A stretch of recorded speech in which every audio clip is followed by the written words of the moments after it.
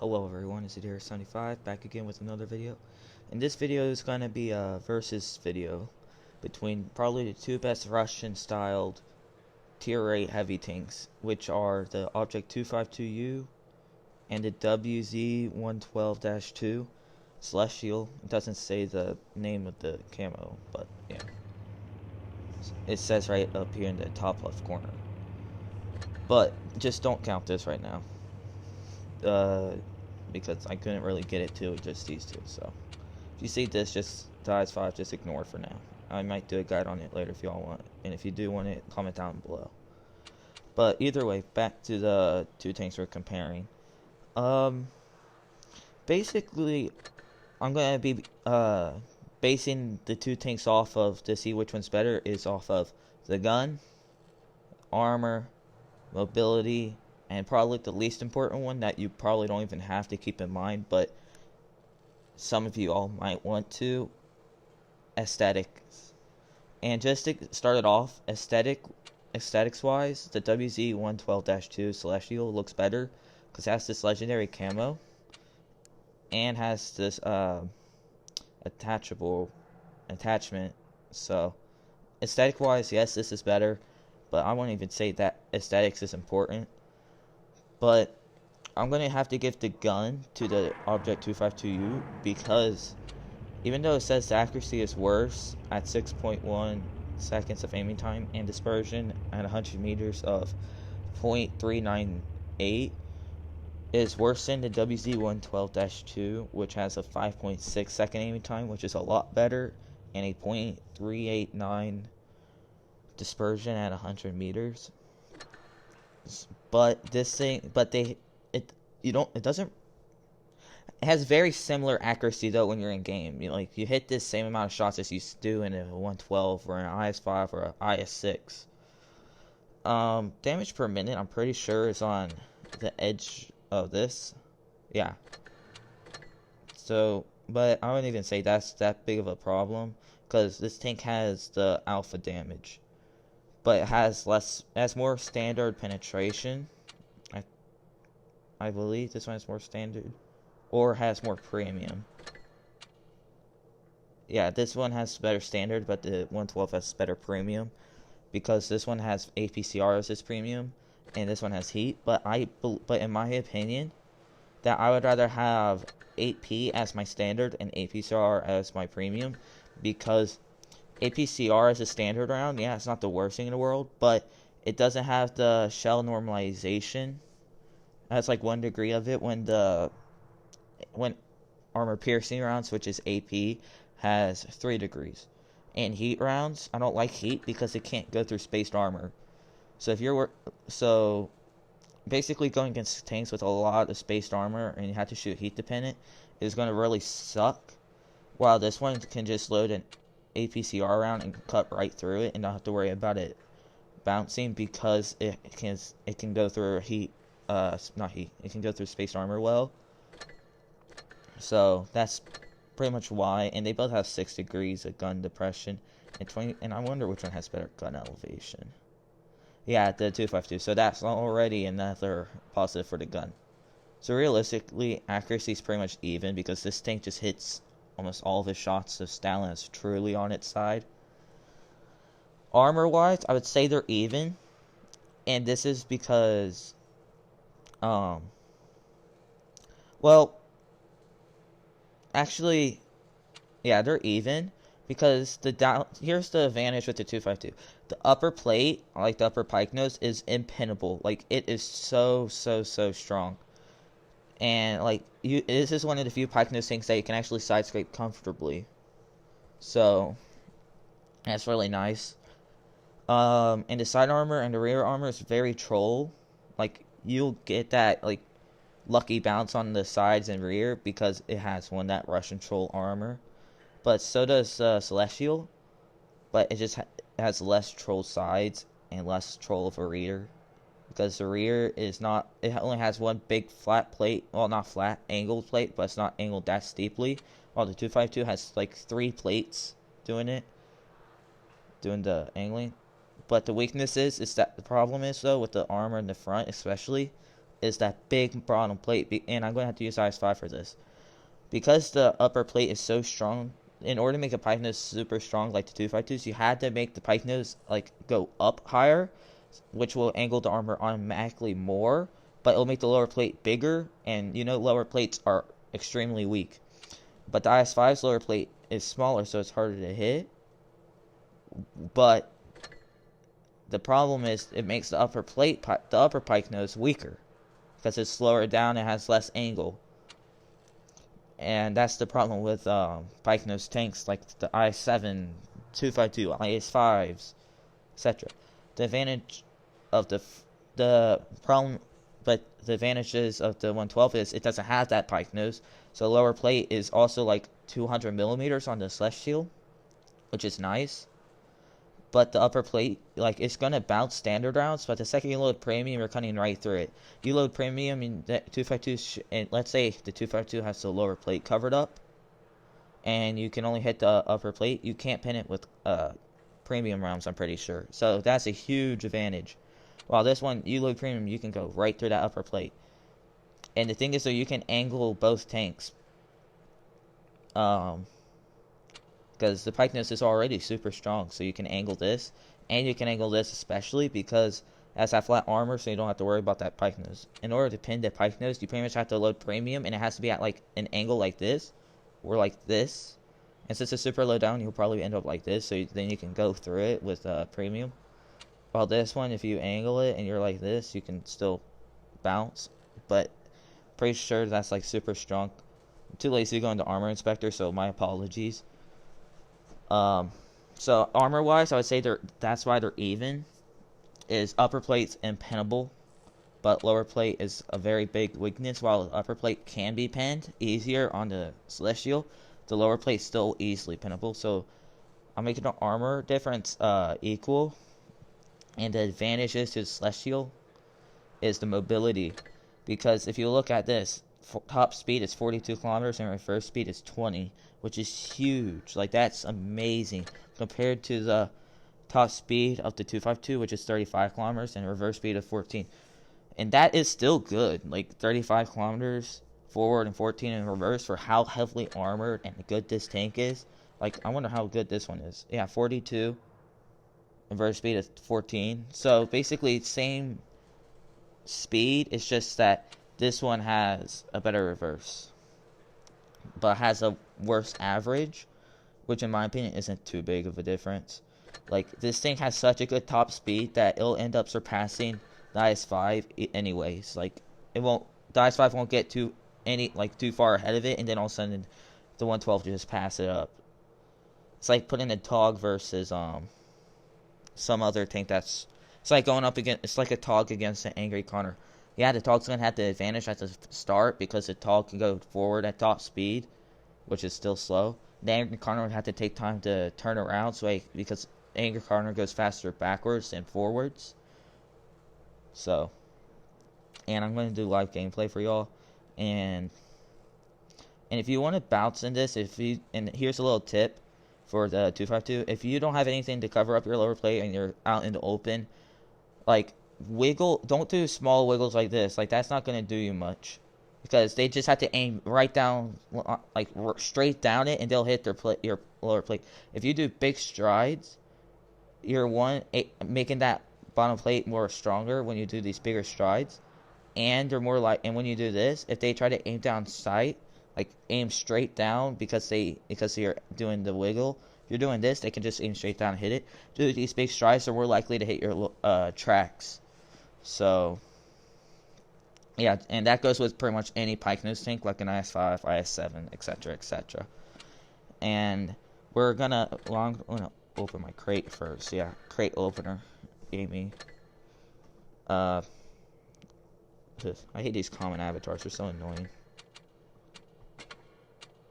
Okay, so let's just hop into a battle.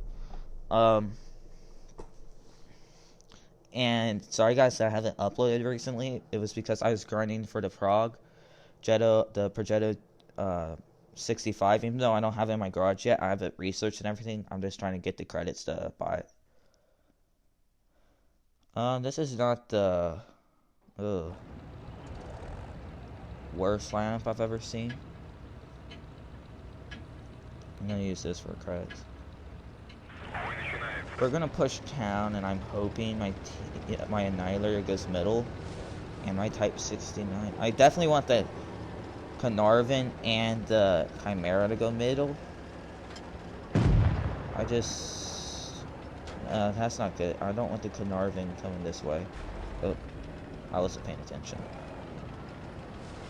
It was like me when I was 5 years old. When I was 5, my parents didn't know I needed glasses, so I would like sit very close to the TV, and they go, Dearest, back up. I'm not gonna say my real name right now, but yeah, Dearest, back up from the TV. I'm like, I can't see.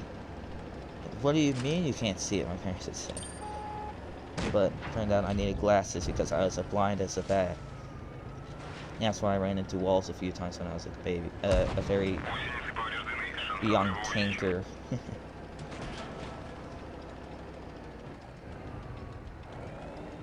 Let's try to find this SU. Oh, that's a lot. There we go. There's the SU. Carnarvon, don't get hit, please.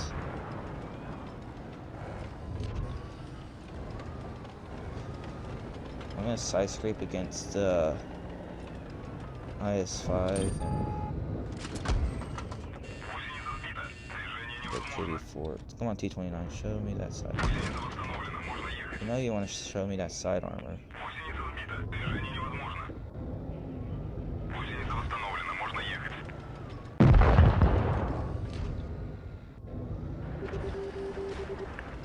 Well, we're winning somehow. I can probably push up. Okay, on the move. I need that Carnarvon. I need that Annihilator to clip him out, yes. Now I'm gonna have to maybe take a shot. There we go, tank cleared. Now we're gonna try to go for this. Okay, maybe not. This is a quick game. I might have to do a second game for you all. Now we're gonna pop our adrenaline and we're gonna go for this. Ooh, that wasn't pleasant. Now we're gonna side scrape. Hopefully. IS-5's pushing on us. That's not what we want to see. There we go. See, you can inside scrape this thing. Okay, I'm going to try to cover up that lower plate. What on earth am I stuck on?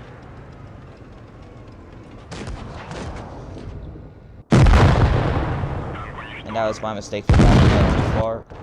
So yeah, that lower plate is a huge weakness. Like, look at that. Basically, when you're side scraping, you have that lower plate covered up. So don't back up too much. I should have let him come forward. So yeah, that was my mistake, which was good on him. But still, we managed to come out on top. And now we're gonna play the Celestial. And you kind of want to play the two tanks the same way. And we're going up against. We have to. Oh. That Chimera was on my team last game. Well, at least we have a Centurion Mark 5/1 RAAC, which is probably, in my opinion, I own it, and I can tell you it's extremely good. So if it ever comes out for sale, buy it. And now we're gonna get up to our top speed. See, now we just passed 28. So like really the top speed isn't truly 28. Like, see, we're at 42 now. 40. Yeah, we're in our 30s, 20s. But that's just from going uphill.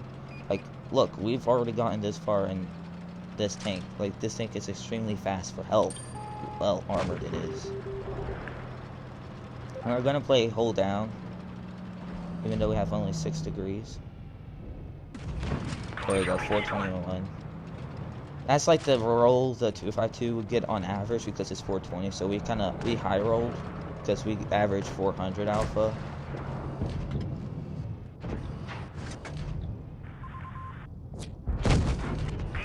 Nice.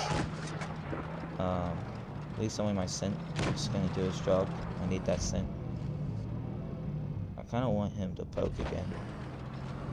Now we're just gonna... There we go. That's a low roll by 5 damage. Ooh, ooh. He wants to poke me. There you go. A little more. A little more. Oh, you're no fun. I don't really want to go too forward because I'm scared I'm going to get put in a crossfire. But this IS-5 is wanting to poke at the seams. No, he truly doesn't. But sadly, ooh. Okay, that wasn't pleasant. And that wasn't good.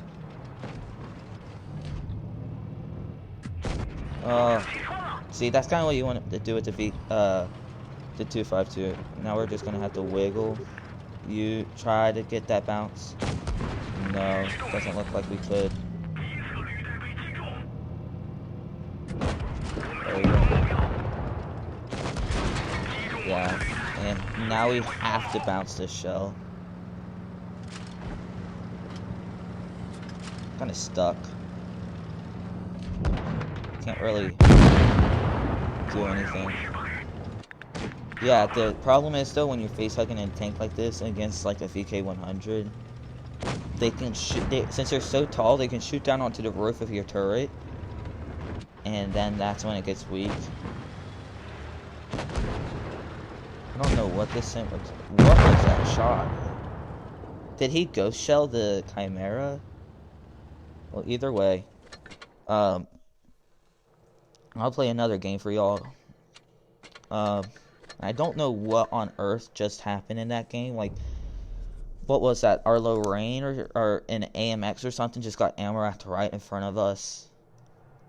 And for somehow, some way, we lost the flank. Well, I was preventing the IS-5 from crossing and the T-54 Lightweight from poking out and coming up on our left side. And then, I don't know. And I had a WZ-112 GFT, I think it was. Just, oh, thank God we have a B-wing. We should win this one.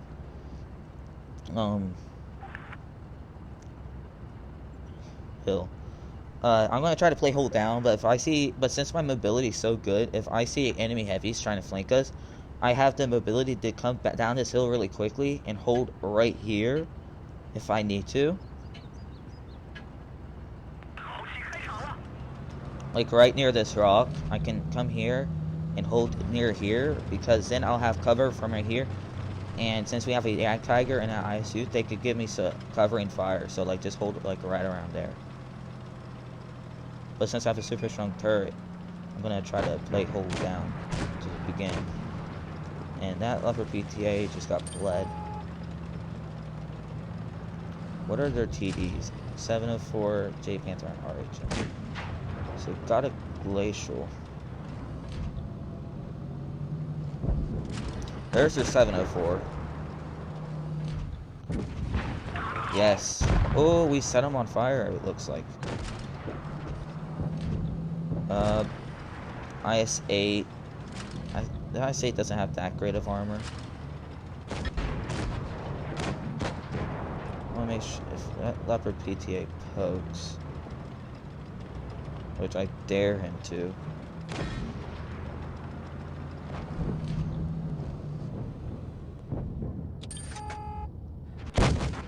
There we go. That's a big shell. That leopard PTA is just an HE splash for us, so if he pokes, okay. I was gonna say, looks like all their tanks except IS-8. If that RHM pokes, I'm gonna HE him. But now I believe we can start to push up. Yeah. Because now we have hit point advantage on this IS-8. So I'm gonna try to side scope against him.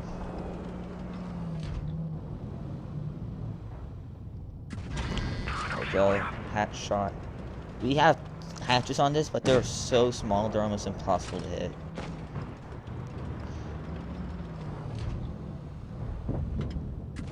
Max roll for 500, which is really nice. He's an HE splash, not anymore. Now we're just gonna hopefully get the finishing shell. GG's. Now we're just going to go for the J Panther now. Didn't really get to show off the armor for this tank, and I don't think either for the 252U. So, yeah. But there is games where you will literally be put in a side scrape position and you'll get so many bounces.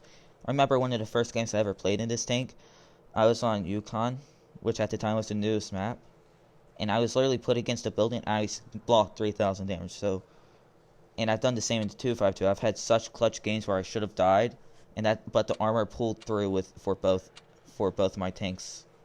So take my word for it. These two, and the one that I think is better is the 252U, and this is because one, it has the armor and the gun, and it still has good mobility. But this one has also armor, but better mobility. But this thing has three things that are good, while this thing has 3 things that are good, but one of them isn't too good, which is the gun. The gun isn't as good, but it's still good. So the 252 wins, but the 112, in my opinion, if you already have the 252U and basically and you want this, get it. I'm telling you all this. I have a friend that I know people that like. Do not buy this tank, do not.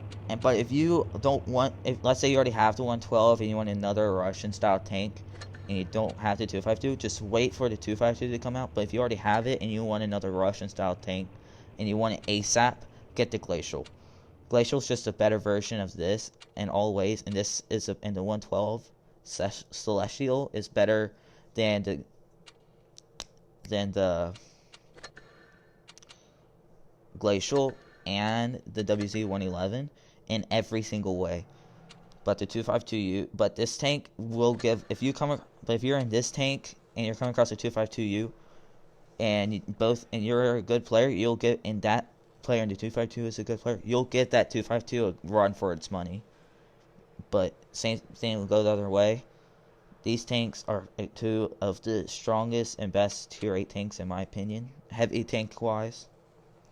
So I hope you all enjoyed, and I'll see you all in the next video. And before we go, if you have any video ideas for me, and I'll show you all my garage on tanks I have at the moment.